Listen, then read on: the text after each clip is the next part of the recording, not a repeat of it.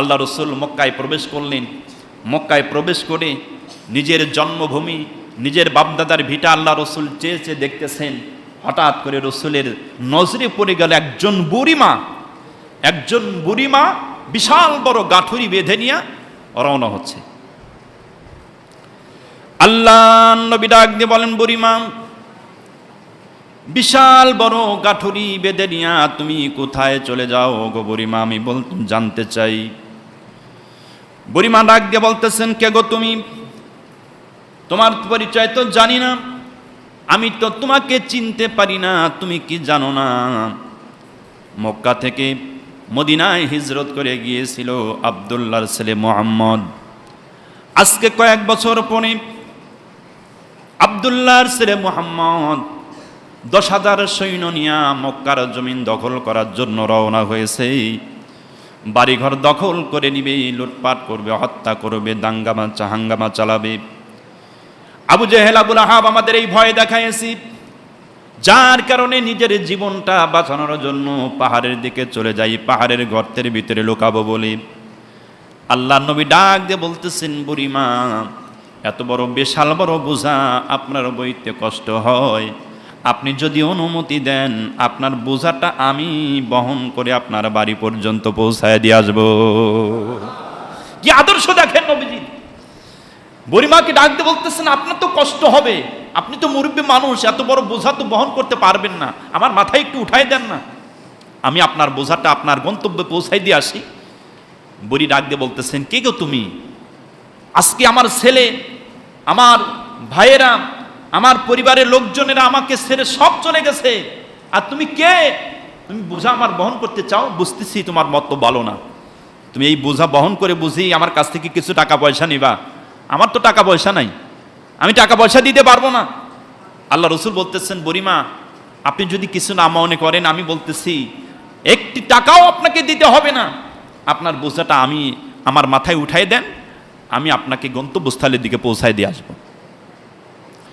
আল্লাহ নবী বুড়ির গাঠুরি মাথায় উঠায় নিলেন। বিশ্ব নবী বুড়ির গাঠুরিটা মাথায় উঠায় নিয়া আল্লাহ নবীজির সামনে বুড়িমা আগে আগে রওনা হয়। নবীজি আমার বুড়ির গাঠুরি নিয়া পিছনের দিকে রওনা হয়ে গেলেন। যাইতে যাইতে যাইতে যাইতে পাহাড়ের কিনারায় গিয়া পাহাড়ের গর্তের দিকে আল্লাহর নবীজি যখন চলে গেছেন বুড়িকে সঙ্গে করে নিয়া, পাহাড়ের গর্তের দিকে বুড়িমা ডাক দিচ্ছে, তোরা কারারে, তাড়াতাড়ি করে বের হয়ে আয়, আমিও চলে এসেছি পালানোর জন্য, আব্দুল্লাহর ছেলে মুহাম্মাদের ভয়ে, তাড়াতাড়ি করে চলে আয়, আমাকে একটু তোদের কাছে নিয়ে যা। গুহার ভিতর থেকে লোকজন বের হয়ে আসছি। লোকজন বের হয়ে এসে দেখতেছে, যার ভয়ে আমরা মক্কা ছেড়ে দিয়া পাহাড়ের গর্তের দিকে চলে এসেছি, সেই আব্দুল্লাহর ছেলে মুহাম্মাদের মাথার উপরে গাঠুরি নিয়া বুড়িমা পাহাড়ের দিকে চলে এসেছে। কি আদর্শ নবীর! পাহাড়ের গর্তের লোকজন বলতেছে, বুড়ি, যার ভয়েতে আমরা মক্কা ছেড়ে দিয়ে আমরা পাহাড়ের গর্তের ভিতরে লুকাইতে আসছি, আর তার মাথার উপরে তুমি গাঠুরি দিয়া গুহা পর্যন্ত তুমি নিয়ে আসছো, এ তো সেই ব্যক্তি যেই ব্যক্তির ভয়ে আমরা পালন করতেছি। সুবহানাল্লাহ বলবেন না? বুড়িমা আশ্চর্য হয়ে গেলেন। বুড়িমা আশ্চর্য হয়ে গেলেন, সঙ্গে সঙ্গে নবীজির মুখের দিকে তাকালেন। মুখের দিকে তাকিয়ে বুড়ি চোখের পানি ছেড়ে দিয়ে কান্নাতেছে।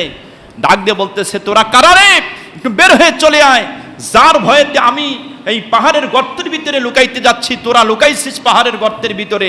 আমার এই লুকানোর কাজে আমার ছেলে সাহায্য করে নাই, আমার ভাই সাহায্য করে নাই, আমার আত্মীয় স্বজন সাহায্য করে নাই, এই আব্দুল্লাহর পুত্র মুহাম্মদ আমার গাঠুরি নিয়ে আমাকে পালানোর জন্য সাহায্য করেছে।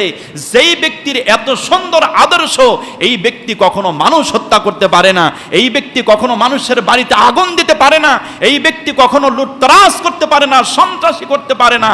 এই ব্যক্তি তো সেই ব্যক্তি যাকে আমার আল্লাহ রাব্বুল আলামিন পয়গম্বর করে পাঠিয়েছেন। আমি আর দেরি করতে চাই না, তোরা চলে আয়, তোদের সঙ্গে করে নিয়ে নবীজির হাতে কালিমা পড়ে মুসলমান হয়ে যাবে। এটা হলো রাসূলের আদর্শ, এটা হলো রসুলের চরিত্র। প্রিয় বন্ধুগণ, রসুল ইচ্ছা করলে 10,000 সৈন্য নিয়ে মক্কায় প্রবেশ করেছিলেন। বাড়ি ঘর ভাঙচুর করে সব শেষ করে বিলীন করে দিতে পারতেন, হাজার হাজার মানুষকে হত্যা করে ফেলে দিতে পারতেন, কিন্তু আল্লাহ রসুল মক্কায় এসে বললেন যে আমি সব মানুষকে সাধারণ ক্ষমা ঘোষণা করলাম। সুবহানাল্লাহ বলবেন না? কি আদর্শ দেখেন রসুলের। আচ্ছা বলেন তো, রসুলের চাইতে নির্যাতিত মানুষ পৃথিবীর জমিনে আর একজনও কি আছে? এ কথা বলেন, রসুলের চাইতে নির্যাতিত মানুষ আর একজনও কি আছে? আরেকজনও নাই।